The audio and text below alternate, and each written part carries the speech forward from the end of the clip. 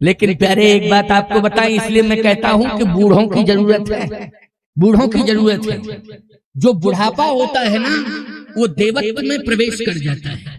बोलो, बुढ़ापा किस में प्रवेश करता है? देवत्व में प्रवेश करता है, ये निश्चित है।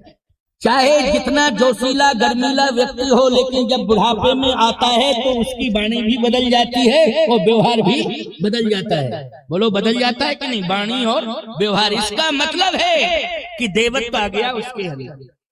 इसलिए बूढ़ा व्यक्ति शक्तिशाली भी होता है, देखने में कमजोर लगता है, लेकिन साहस उसका बुलंद होता है। बोलो, होता है कि नहीं? बूढ़े की जवान को कभी बंद नहीं करना चाहिए, सबसे बड़ी गलती है। आजकल पूरे घर के लोग मिलकर के बूढ़े की आवाज दबा रहे, तुम बोला मत करो, चुप रहा, बोलने की जरूरत नहीं, चुप रहा करो। अब बोलो, जबरदस्ती कर रहे हो। उसका अनुभव तुम्हारे घर के विकास में और तुम्हारे वंश के विकास के लिए बहुत महत्वपूर्ण है। उसकी सुन तो लो। सारे लोग मिलकर के उसकी जबान को दबा रहे हैं, लेकिन देखिए आप रामचरितमानस में श्रृंगवेरपुर का बूढ़ा कहता है, रुक जाओ, कहां जा रहे हो?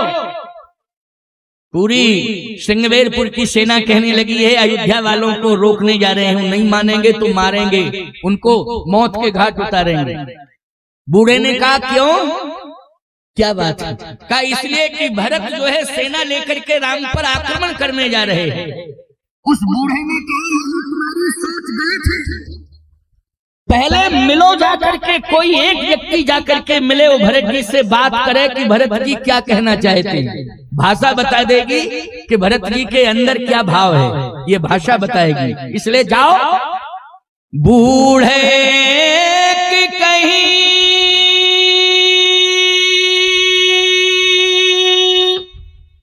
सगुन विचारी, और भरत ही मिलिए न हुई हेरारी। उस बूढ़े ने कहा कि नहीं, पहले भरत जी से मिलो, बातचीत करो। उस बूढ़े ने कहा, एक बात बताओ, तुम्हें भरत ही दिखाई दे रहे हैं, पहले दूर से देखो कौन कौन है।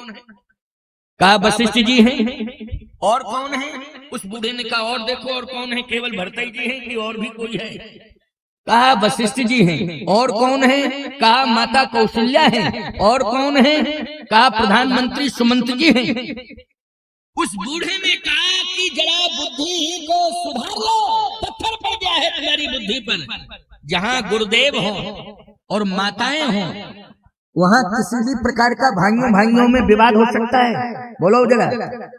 इसलिए मैं कहता हूं कि जब तक माता पिता जिंदा रहते हैं, वो पूरी ताकत लगा देते हैं कि भाइयों में विरोध ना हो। क्यों भाई, लगा देते हैं ताकत की नहीं, लेकिन बिल्कुल ही मूर्खता यदि सवार हो जाए तो ये अलग बात है।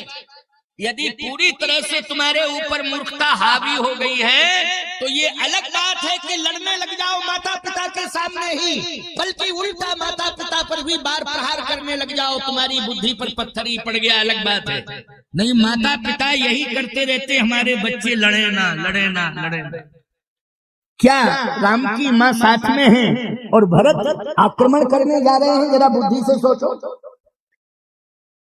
कुछ लोगों ने कहा, बात तो सही है, विचार करने की जरूरत है, लेकिन राजा से कहा जाए, राजा को समझाया जाए, राजा से कहा जाए। जहां पर गुरुदेव वशिष्ठ जी महाराज स्वयं साथ में चल रहे हो, वहां ईमानदारी के साथ बताओ, संघर्ष होगा कि समर्पण होगा? वहां तो समर्पण होगा, संघर्ष। तो कहा, राजा को कौन समझावे? उस बूढ़े ने कहा, मैं समझाऊंगा राजा, तुम लोग रुको अभी। तो प्रथम दृष्टिया जो पहला जत्था था, जो बिना सोचे समझे आक्रमण करने वाला था, बोलो किसने रोक दिया? बूढ़े ने रोका। अकेले रोका कि नहीं रोका? बोलो, शस्त्र में ताकत है कि बूढ़े में ताकत है? जल्दी बोलो। हथियार में ताकत है कि बूढ़े की जवान में ताकत है? इसलिए मैं कहता हूं कि बूढ़े की जवान में ताकत है। कान खोल करके सुनते जाओ, एक एक शब्द सुनते जाओ प्यारे, ये महत्वपूर्ण शब्द हैं और तुम्हारे घर के लिए, गांव के लिए, तुम्हारे राज्य के लिए, तुम्हारे देश के लिए ये महत्वपूर्ण शब्द है। ये साधु की वाणी व्यर्थ नहीं जाती है, इसलिए एक एक शब्द को सुनते जाओ। कहा, पहले तो विचार करना है कि वशिष्ठ जी महाराज जब साथ में हैं जब गुरु साथ में हो तो याद रखना वहां संघर्ष नहीं होता है, वहां क्या होता है, समर्पण होता है। दूसरी बात यह है कि जहां माता कौशल्या साथ में हो वहां संघर्ष नहीं, बच्चों में संघर्ष नहीं होगा, वहां क्या होगा, समर्पण होगा। तो कहा राजा को कौन समझावे, कहे राजा को मैं समझाऊंगा। उस बूढ़े ने कहा देखो कितनी ताकत है उसके अंदर, बहुत बड़ी ताकत है।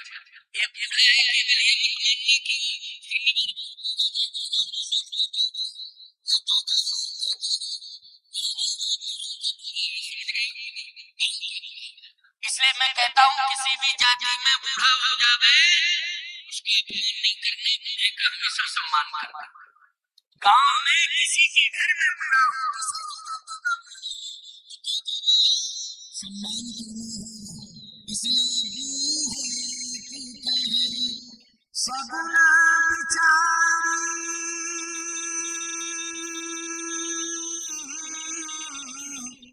ओ भगत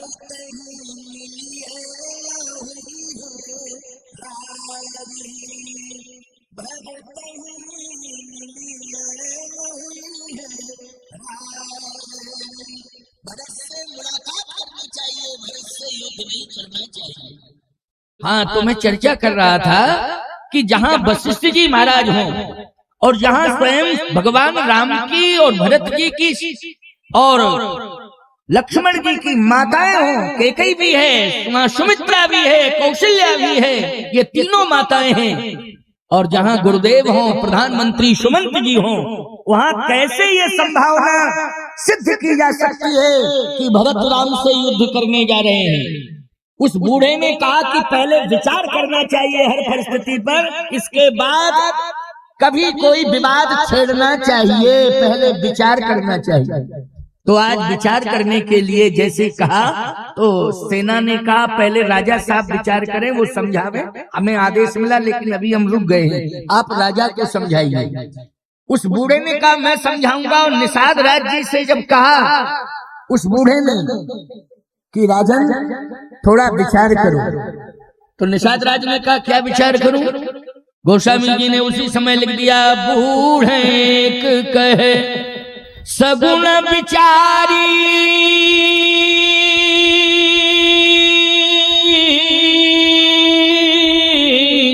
ओ भरत मिली न हुई है रारी।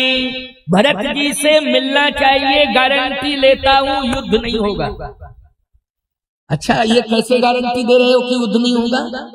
उस बूढ़े ने कहा राम ही भरत मनावन जाही, रूठे हुए राम को मनाने के लिए भरत जा रहे हैं, इसलिए रूठे हुए राम को मनाने जा रहे हैं।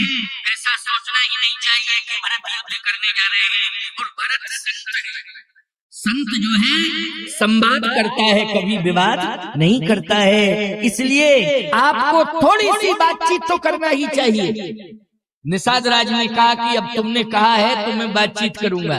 किसी से बातचीत करने के लिए जाओ तो नियम है कुछ ना कुछ लेके जाओ।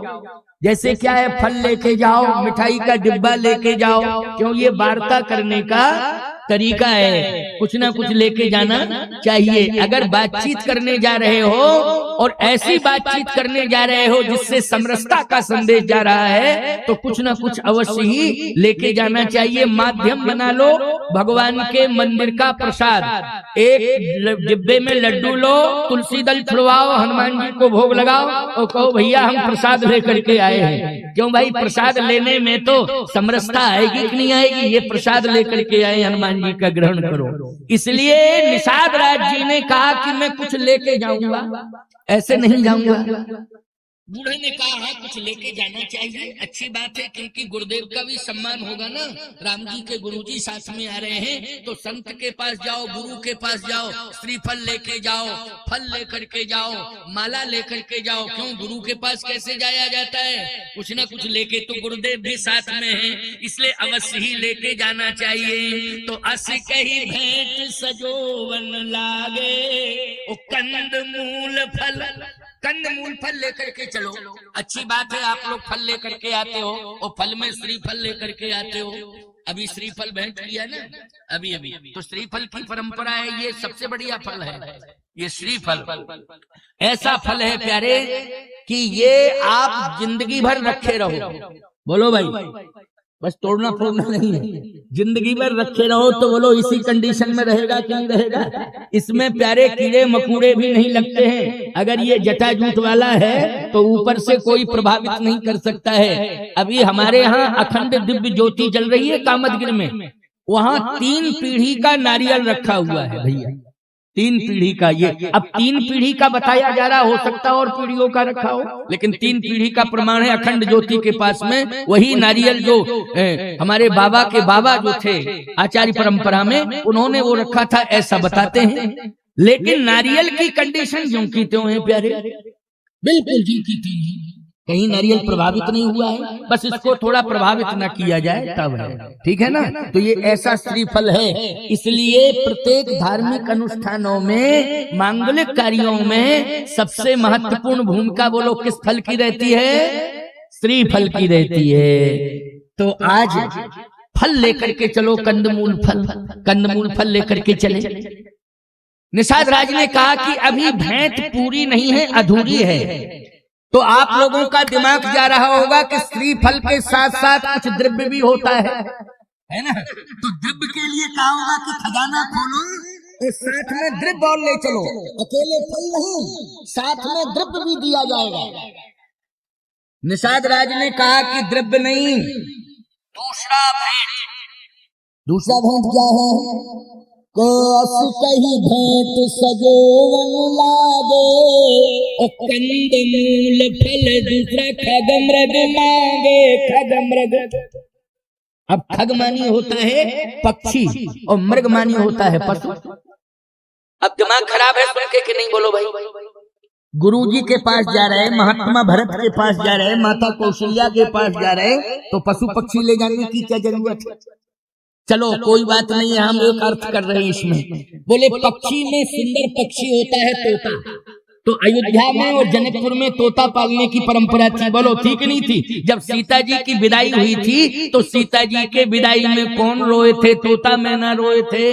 बोलो रोए थे कि नहीं रोए थे? तोता मैना रोए थे। इसका मतलब है कि तोता मैना सीता जी ने पाले थे। तो ये पक्षियों में तोता पालने की परंपरा है, तो हो सकता बढ़िया पक्षियों में खूबसूरत तोते भेंट करने के लिए ले जा रहे होंगे।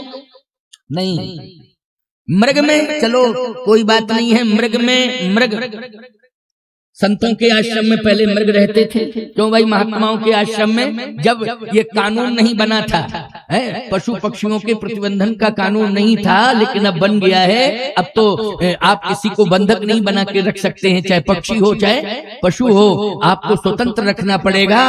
लेकिन पहले थोड़ी नियम था। महात्माओं के आश्रम में बहुत मृग रहते थे, बहुत आनंद आता था। पक्षियों में मयूर हुआ करते थे, तोते हुआ करते थे। लेकिन इसका अर्थ हम ये भी लगा लेंगे कि चलो कोई बात नहीं है, पक्षियों में तोते को ले जा रहे होंगे और पशुओं में मृग को ले जा रहे होंगे। कंदमूल फल खग मृग मांगे। लेकिन तीसरी भेंट जो ले जा रहे हैं बड़ी खतरनाक भेंट है। बोले क्या है? कैमीन पीन पाठीन पुराने, ओ भर भर भार कहारन आने। कहा मछलियां लेकर के भी चलो। अब आपसे मैं पूछ रहा हूँ, मछलियों की क्या मछलियों को पाला नहीं जाता है? सरोवर में रहती हैं तो दाना चुनाया जाता है। क्यों? हमारे यहाँ मछलियों को पालने की परंपरा नहीं है। सरोवर में, नदी में, तालाब में हो तो उन्हें दाना दिया जाता है। बोलो कि उन्हें घर में पकड़ के लाया जाता है? नहीं नहीं नहीं, कभी नहीं करना, ये बहुत बड़ी भूल है। अच्छा, यदि तुम जल से मछली को पकड़ के लाते हो और तुम्हें इतना ही प्रेम है तो मगरमच्छ को क्यों नहीं लाते हो पकड़ के घर में? जब पानी के अंदर रहने वाले जीवों से तुम्हें इतना प्यार है तो बेचारी मछलियों को पकड़ पकड़ करके लाते हो, लेकिन मगरमच्छ रहता है, बोलो तुम घर भर को खा जाएगा, वो किसी को बचने ही नहीं देगा। इसलिए ऐसा नहीं करना चाहिए। ये जल की शोभा है मछलियां, इनको जल के अंदर ही रहने दो। और आप कहोगे महाराज मछलियां दिखाई देंगी, तो नहीं, बड़ी मछली छोटी मछली को खा जाती है। बोलो भाई, ये नियम है कि नहीं? बड़ी मछली छोटी मछली को खा जाती है कि नहीं खा जाती है? तो उनका वो भोजन है, उनका रहने का घर है। लेकिन तुम क्यों ला रहे हो? तुम क्यों उनको घर में ला रहे हो? अरे कितना तड़पती है मछलियां। लेकिन निषाद राज जी ने कहा मछलियों को लेकर के चलो। अब इसमें मछलियों को ले जाने का भाव क्या है, इस पर थोड़ी सी चर्चा करनी है। और बड़ी महत्वपूर्ण बात है ये अयोध्या कांड की। मछलियां जहां रहती हैं सरोवर में, याद रखना वो जल तो जल ही है, कोई बात नहीं। लेकिन जिसके घर में मछली आ जाती है, जल के अंदर मछली रहती है तब तो ठीक है। लेकिन जिसके घर में मछली आ जाती है, उसके घर में तामसी प्रवृत्ति का प्रवेश हो जाता है। क्यों? अर्थ निकल के आ गया। जिसके घर में मछली आ जाती है, उसके घर में तामसी प्रवृत्ति का प्रवेश हो जाता है। क्योंकि मछली लाने वाले लोग मछली को निगल जाते हैं। समझ रहे हो कि नहीं? ये आजकल मछली पालने की परंपरा चल गई ना। वो कोई खूबसूरत काउंटर होता है, उसमें यूं यूं यूं हिलती फिरती रहती हैं रंग बिरंगी मछलियां। अरे वो मछलियां क्या है? वो तो एक मछली का प्रतीक है। वो मछलियां नहीं है। क्यों भाई? वो मछली जैसी आकृति है। मछली तो वो है जो तालाबों में, नदियों में, सरोवरों में, समुद्र में रहती हैं। बोलो वो मछलियां? ये तो कई रंग बिरंगी पता नहीं कौन प्रजाति की मछली जैसी आकृति हो गई उनकी।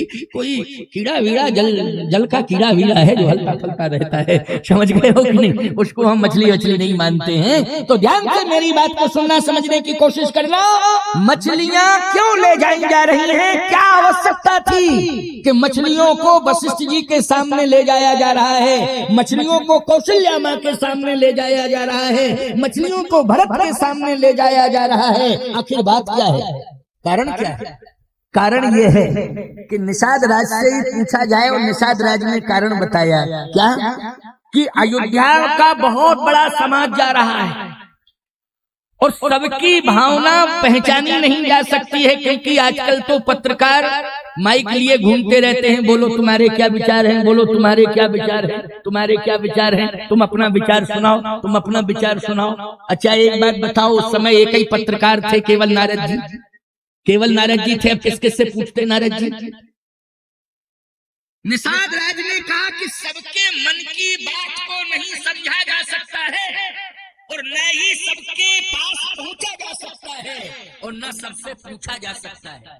फिर क्या होगा? कहा मछलियों को लेकर के जाएंगे।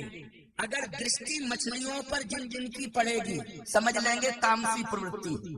दृष्टि अगर मछलियों के ऊपर जिस जिसकी पड़ेगी तो समझ में आ जाएगा। अच्छा एक बात बताओ, हमारे हाथ में खुजली है, खुजली, और हम ऐसे ऐसे जो है खुजलाने लगे तो जितने गांजा पीने वाले सब कहेंगे गांजा मल रहे हैं क्या? तो समझ में आ जाएगा, क्लियर समझ में आ जाएगा कि इतने गजेड़ी बैठे हुए थे। बोलो भाई, हम तो हाथ खुजला रहे हैं लेकिन मानसिकता गांजा पीने वालों की है, तमाकू मलने वालों की है। तो बोलो यही कहेंगे कि महाराज की आदत है बीच बीच में तमाकू ही डाल लेते होंगे, क्योंकि मल रहे हैं, काफी देर हो गई बैठे बैठे। तो मानसिकता समझ में आ जाएगी, कितने लोग तमाकू खाने वाले हैं, कितने लोग गांजा पीने वाले हैं, समझ में आ जाएगा। तो निषाद राज ने कहा कि अगर मछलियों पर दृष्टि गई, जिन जिन की गई, समझ में आ जाएगा कि ये तामसी प्रवृत्ति वाले हैं। और तामसी प्रवृत्ति वाला व्यक्ति जो है लड़ने झगड़ने में सबसे आगे रहता है। निषाद राज ने कहा मैं छटनी कर दूंगा। कहा कंदमूल फल। बोले कंदमूल फल पर जिनकी दृष्टि जाएगी समझ लेंगे सात्विकी प्रवृत्ति वाले लोग हैं। ये निश्चित रूप से राम का दर्शन करने जा रहे हैं, राम के श्री चरणारविंदों में समर्पण करने जा रहे हैं, क्योंकि कंदमूल फल पर इनकी दृष्टि है। और खग मृग, अगर खग मृगों की ओर कोई देखता है तो समझ लेंगे राजसी प्रवृत्ति है। बोलो क्या प्रवृत्ति है? राजसी प्रवृत्ति है। इसलिए राजसी प्रवृत्ति, तामसी प्रवृत्ति और सात्विकी प्रवृत्ति। बोलो प्रवृत्तियां कितनी होती हैं? प्रवृत्तियां केवल 3 ही होती हैं, राजसी प्रवृत्ति, तामसी प्रवृत्ति और सात्विकी प्रवृत्ति। तो 3 प्रवृत्तियां होती हैं। लेकिन यहाँ गजब की बात आपको सुनने को मिलेगी। धन्य है भरत, मैं तो कहता हूं जो तीनों प्रवृत्तियों को बदल दे वही है संत। वही है संत। केवल एक ही प्रवृत्ति उसकी है, उस प्रवृत्ति का दूरदर्शन भरत जी ने कराया है। जब निषाद राज्य तीनों को लेकर के पहुंचे हैं, कंदमूल फल लेकर के पहुंचे हैं, खगमृग लेकर पहुंचे हैं, मछलियों को लेकर के पहुंचे हैं, तो देखा भरत ने तीनों की ओर नहीं देखा। और जब भरत जी ने तीनों की ओर नहीं देखा तो जितने भरत जी के साथ हैं उन्होंने भी तीनों की ओर नहीं देखा। फिर देखा क्या निषाद राज ने? निषाद राज टकटकी निगाह से देख रहा है कि अयोध्या का कोई भी नागरिक कंदमूल फल को भी नहीं देख रहा है। क्यों? इसलिए कि जब तक राम जी का दर्शन नहीं हो जाएगा, ना तो जल ग्रहण करेंगे ना फल ग्रहण करेंगे, जब तक राम का दर्शन नहीं कर लेंगे। तो भाई कितने ही तुम फल लेकर के आ जाओ, जब तक हम लक्ष्य को नहीं प्राप्त कर लेंगे हम देखेंगे भी नहीं, क्योंकि लक्ष्य है कि राम का दर्शन करेंगे तभी जल और फल ग्रहण करेंगे, वरना जल फल ग्रहण नहीं करेंगे। जब तक राम का दर्शन नहीं हो जाएगा तब तक जल और फल ग्रहण नहीं करेंगे। निषाद राज ने कहा बहुत बड़ी भूल हो रही थी, यहाँ तो तीनों की ओर नहीं देख रहे हैं तो कर क्या रहे हैं? तो भरत जी महाराज जो है श्रृंगवेरपुर की पृथ्वी का दर्शन कर रहे हैं, और पृथ्वी का दर्शन कर रहे हैं तो जहाँ राम जी के चरण पड़ गए हैं वहाँ भरत जी को तीर्थ दिखाई दे रहा है, क्योंकि चरण राम तीर्थ चली जाही, जहाँ जहाँ श्री राम के चरण पड़े हैं वहाँ वहाँ तीर्थ बन गया है। तो जैसे ही भरत की दृष्टि पड़ी, श्री राम का चरण पड़ा था, वहाँ तीर्थ दिखाई दे गया भरत को। भरत जी उस मिट्टी को उठा करके, रज को उठा करके माथे से लगा रहे थे। अब अयोध्या वासी देख रहे हैं तो अयोध्या वासियों को भी तीर्थ ही दिखाई दे रहा है। आपको सत्य बताऊं, जब तीर्थ जहाँ आता है और दिखाई देता है, चाहे जिसने बनाया हो, लेकिन बड़े बड़े तपस्वी महात्मा भी तीर्थ को प्रणाम करते हैं। वो लोग करते हैं कि नहीं करते हैं? अच्छा एक बात बताओ, आपके बेटे ने मंदिर बनाया, आपके बेटे ने मंदिर बनाया, लेकिन हम जब मंदिर में जाएंगे तो साष्टांग गिर जाएंगे कि नहीं गिर जाएंगे? जल्दी बोलो। बनाया आपके बच्चे ने है, बनाया आपके बच्चों ने है, लेकिन हम जब जाएंगे तो मंदिर में प्रवेश करेंगे तो सबसे पहले उस भूमि पर गिर जाएंगे। बोलो गिर जाएंगे कि नहीं? याद रखना, वशिष्ठ जी भी प्रणाम करते हुए नजर आए हैं। निषाद राज ने कहा इतना बड़ा तपस्वी हमारी भूमि को प्रणाम कर रहा है। बोलो ये परिवर्तन किसने किया है? इस यात्रा में ये सबसे बड़ा परिवर्तन किया है तो भरत ने किया है। गोस्वामी जी कह रहे चरण रेख रज नैन रावही और रघुबर मिलन सरिस सुख पावई। भरत जी ने कहा इस अभागे भरत को राम नहीं मिले हैं, राम के चरण नहीं मिले हैं, लेकिन राम के चरणों की रज मिल गई है। इसलिए विश्वास हो गया है कि अब भरत को राम भी मिलेंगे। जैसे ही निषाद राज ने ये शब्द सुने भरत के कान से, और जैसे ही शब्दों को सुना उसी समय निषाद राज लकड़ी की तरह गिर गया। बोलो संघर्ष टल गया और संघर्ष समर्पण में बदल गया। बोलो अभूतपूर्व परिवर्तन आया कि नहीं आया? हथियार से जो परिवर्तन नहीं हो सकता है वो सुंदर व्यवहार से परिवर्तन हो जाता है। इसलिए आजकल लोगों ने नियम बना रखा है कि हथियार का प्रयोग करो तो परिवर्तन होगा। सावधान हो जाओ, मारना है अगर किसी को मार दो एहसान से, फायदा क्या मिलेगा? अगर मार दोगे जान से बदला ले सकता है जान का मारा हुआ, लेकिन सिर उठा नहीं सकता एहसान का मारा हुआ। इसलिए व्यवहार से परिवर्तन करो। परशुराम जी कुठार से परिवर्तन करना चाहते थे, लेकिन राम जी ने व्यवहार से परिवर्तन किया। सोचो जरा, कुठार से उतना बड़ा परिवर्तन नहीं हुआ, परशुराम जी के कुठार से उतना बड़ा परिवर्तन नहीं हुआ जितना राम जी के वाणी व्यवहार से परिवर्तन हुआ। इसलिए भगवंत हो चाहे संत हो, आपको वाणी से व्यवहार से परिवर्तन करने की कोशिश करना चाहिए। हाँ, जब वाणी व्यवहार से परिवर्तन ना हो तो अंत में फिर शस्त्र ही उठाना पड़ता है। अंत में वो अंतिम परिस्थिति है, लेकिन प्रथम दृष्टिया नहीं, अंतिम कंडीशन पर। इसलिए जब पाकिस्तान नहीं मानता है तो हिंदुस्तान के सैनिकों को शस्त्र उठाने पड़ते हैं कि नहीं उठाने पड़ते, कि तुम मान ही नहीं रहे हो, चले ही आ रहे हो तो उठा देंगे, है नहीं? तो अंतिम कंडीशन है वो। लेकिन बिना वजह के धाए धाए करना, प्रदर्शन करना शक्ति का, ये हमारे भारत की मान्यता नहीं है, ना हमारे भारत की सोच है, ना हमारे भारत के सैनिकों की सोच है। याद रखना, सोच कब है? जब तुम आक्रमण करोगे तब हम तुम्हें जवाब देंगे, और नहीं तो अपनी सीमा के अंदर तुम रहो, हम अपनी सीमा के अंदर हैं, तुम अपना काम करो, हम अपना काम कर रहे हैं। निषाद राज जी ने कहा कि बहुत बड़ी भूल हो रही थी और राम के हम भक्त हैं, लेकिन राम की अयोध्या के नागरिकों के विरोधी बन रहे थे। तो रोने लगा और रोते रोते उसने अपना साष्टांग प्रणिपात कर दिया, लकड़ी की तरह गिर गया। जब लकड़ी की तरह गिरा प्यारे, आहा, आंखों से आंसू की धार। वशिष्ठ जी ने कहा, भरत देखो देखो ये कौन पड़ा है? भरत जी ने देखा, कहा गुरुदेव मैं नहीं जानता हूं, परिचय? कहा ये राम सखा निषाद है। राम सखा? तो राम सखा सुना स्यंदन त्यागा, और चले उतरा गति अनुरागा। राम सखा सुन स्यंदन त्यागा, चले उतर उमगत अनुरागा। राम सखा जैसे शब्द कान में पड़ा तो भरत जी दौड़ पड़े। किसकी ओर दौड़े? निषाद की ओर दौड़े। अच्छा, जैसे ही निषाद राज जी की ओर दौड़े तो जितने सैनिक थे सरेंडर कर चुके थे कि नहीं कर चुके थे? अच्छा, राजा पड़ा हो और कोई उसकी ओर दौड़े तो सेना सावधान हो जाती है कि नहीं हो जाती है? कहीं मेरे राजा पर आक्रमण ना हो जाए, कहीं राजा के ऊपर किसी भी प्रकार की कोई कंडीशन, विषम परिस्थिति पैदा न कर दे। लेकिन जैसे ही निषाद राज जी की ओर भरत जी दौड़े तो जितने सैनिक थे सब में संस्कार आ गया, सब जो है समर्पण कर चुके हैं, स्तब्ध भाव से खड़े हैं। और भरत जी जैसे पहुंचे तो भुजाओं को पकड़ा, निषाद राज जी की भुजाओं को पकड़ा और पकड़ के उठाया और उठा करके हृदय से लगा लिया। करत दंडवत देखतहि भरत नील उरलाए, ओ मनहु लखन सन भेंट भई प्रीति न हृदय समात। मनहु लखन सन भेंट भई प्रीति न हृदय समात। मानो लक्ष्मण से भेंट हो रही हो,